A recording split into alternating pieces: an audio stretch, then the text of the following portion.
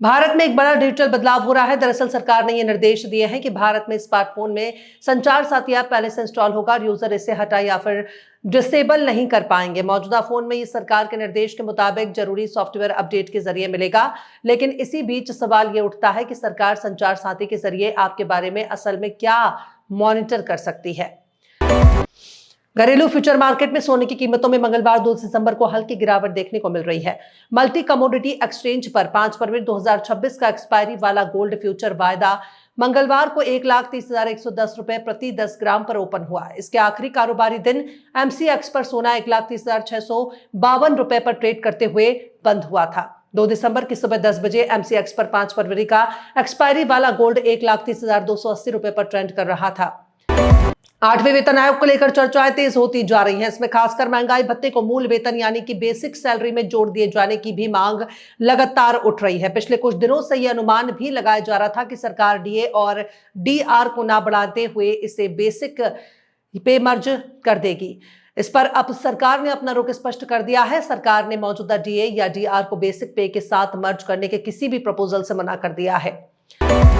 योगी सरकार ने उत्तर प्रदेश स्थित अयोध्या को खास तोहफा दिया है। अगर सब कुछ ठीक रहा तो वर्ष 2027 के चुनाव के पहले यह तोहफा अयोध्या और प्रदेश के लोगों के सामने साकार रूप ले चुका होगा। राजधानी लखनऊ स्थित लोक भवन में 2 दिसंबर 2025 को कैबिनेट बैठक में 21 से 20 प्रस्ताव पास हुए हैं।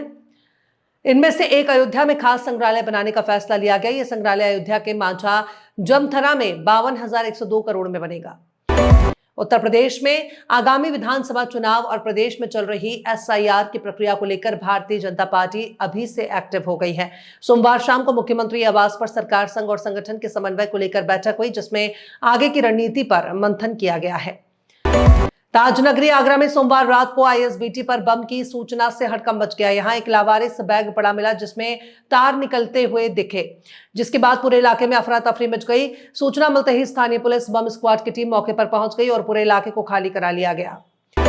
मध्य प्रदेश के धार जिले के धामनोद में आगरा मुंबई राष्ट्रीय राजमार्ग 52 पर भारतीय किसान मजदूर महासंघ के बैनर तले हो रहा प्रदर्शन बढ़ता जा रहा है और इसी बीच प्रशासन और भारतीय किसान मजदूर महासंघ के पदाधिकारी के बीच आईटीआई कॉलेज में एक बैठक हुई, जिसमें मुद्दे पर चर्चा की गई, लेकिन बातचीत विफल रही।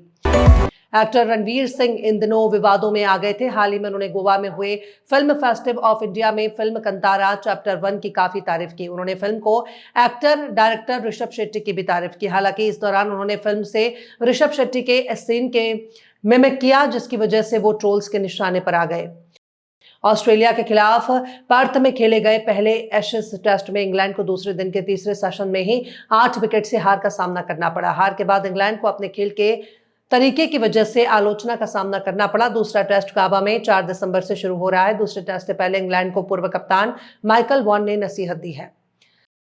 संचार साथी ऐप को लेकर जारी विवाद के बीच केंद्रीय मंत्री ज्योतिरादित्य सिंधिया ने स्पष्टीकरण दिया है। उन्होंने कहा है कि इस ऐप के जरिए ना तो किसी की जासूसी की जाएगी और ना ही कॉल मॉनिटरिंग की जाएगी। सिंधिया ने कहा कि अगर आप ऐप इस्तेमाल करना चाहते हैं तो इसे एक्टिवेट करें, अगर नहीं चाहते तो एक्टिवेट करने की जरूरत नहीं है या अनिवार्य नहीं है। आप चाहें तो इसे फोन से डिलीट भी कर सकते हैं।